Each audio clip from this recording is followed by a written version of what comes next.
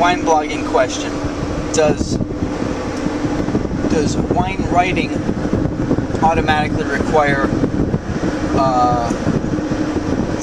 wine criticism be involved? Or do you need to be a credible wine critic to be a credible wine writer? Alright, so tonight the International Wine Tasting Night is in the Jefferson Ballroom. This is our lineup.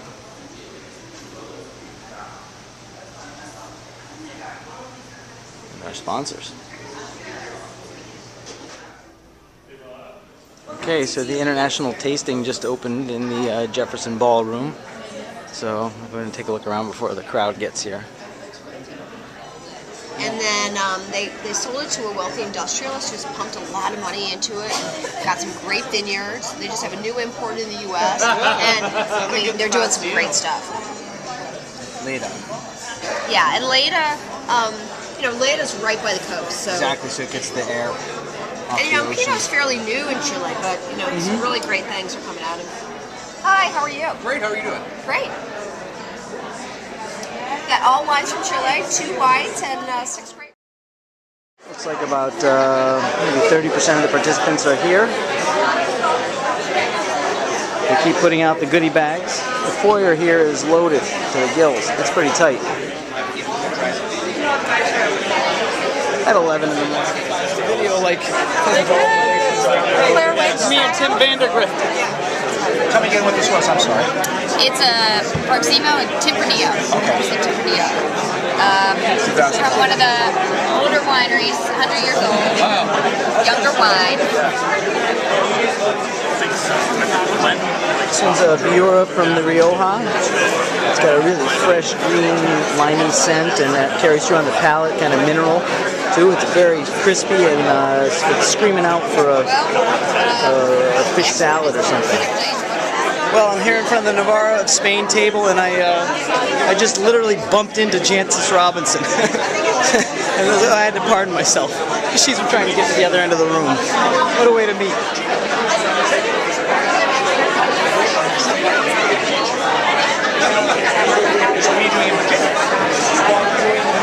Okay, I'm heading back, drop some stuff off. This monitor is interesting. It's picking up any of the tweets that use WBC11 hashtag in real time almost. But there's about a 20-second, 30-second delay. So many tweets saying, really looking forward to hearing Jancis Robinson's keynote this afternoon. Can I possibly live up to it? I suspect not. But I will do my best. And I will slightly gallop through what I have to say, because I'd much rather talk about what you want me to talk about. I have time for a bit of a Q&A at the end, than bore you stiff with what I think you want. I remember very, very early on, there was a grande dame of English wine writing called Pamela Van Dyke Price. She was very frightening. And she once summoned me to her flat in London. You had to sort of walk through a thicket of sample bottles, which I suppose people think that that's what my place is like now. And she sat me down with a glass of wine and nodded at the book she was working on. She said, "You will learn, my dear, that there is a special hole in hell for publishers." And So we just had a wine and technology session. Now I'm at the one at the, I'm going local. And so, and Jancis is over here getting her picture taken with people. Okay, I've got a half an hour break in between the speed blogging that we just did with white wines and rosés, and when I have to catch the bus to go to Monticello for dinner. So I'm running back to the room quickly to change up, drop some stuff, and get back over there as quickly as I can. And it should be interesting. It's going to be hot. They're going to have us out in a tent. This ought to be fun, to say the least. Oh, the shade. Isn't that lovely? It is very lovely. You folks have a tent around the back. Great, thank you. Thank you.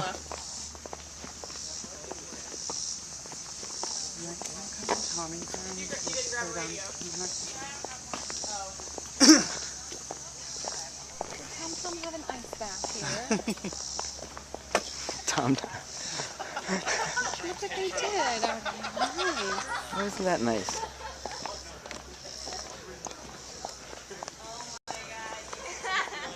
Oh, that's a refreshing sight. Yeah. I haven't seen that in a while. I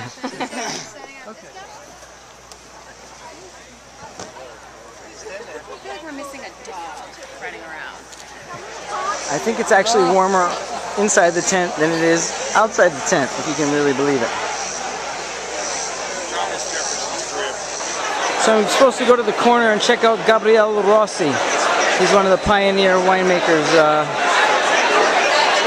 There he is, pioneer winemakers here in Virginia. I like, crisp air. This Vendée de Pinot Noir is it's a little hard to pick up on because the heat is, I think, suppressing the aromatics. You're Almost getting pear. And if you had a beautiful balance between a big Something floral. There it goes. Well, this conference is interesting. Yeah. A lot of people from all over the country right here in the backyard of Virginia. Wow, is that fresh? Creamy. Light cream. No, I don't think so. The acidity is just right. we are going to have, remember one thing, no booze in good place. Beautiful minerality at the end. Wow. I've never had anything like that.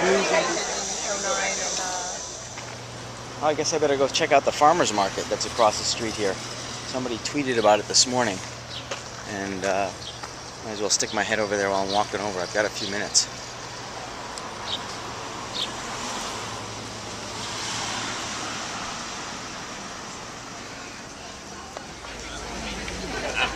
Goes all the way down the parking lot here. That's a hell of a slope to be set up on, though.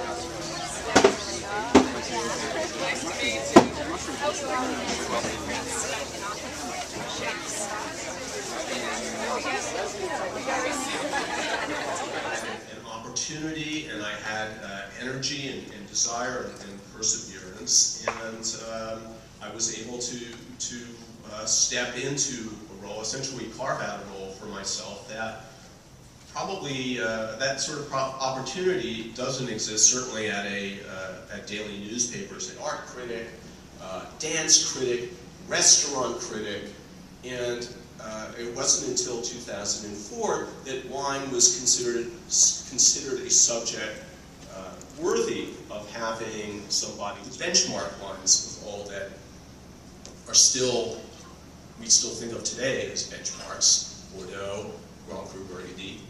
These are in some senses becoming irrelevant, sadly so, because they're priced out of most people's lives, and we can't taste them and use them as yardsticks in the way that we used to. But we have to understand that today there's a 21st century connoisseur that is alive and thriving. And the 21st century connoisseur understands that there's a wonderful wealth of great wines available to us. There's more diversity available to us than ever before.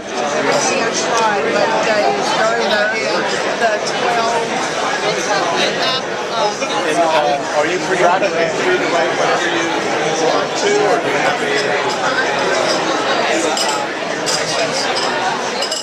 Yeah, that's right. There you go. That's all right. I'll tell you what. Can I take a shot? Yeah. Well, actually. All right. It's Sunday morning, and I've just packed myself up. That took a couple of hours. I had so much junk I brought with me. That's the downside of driving, is you can bring more stuff than you really probably ought to.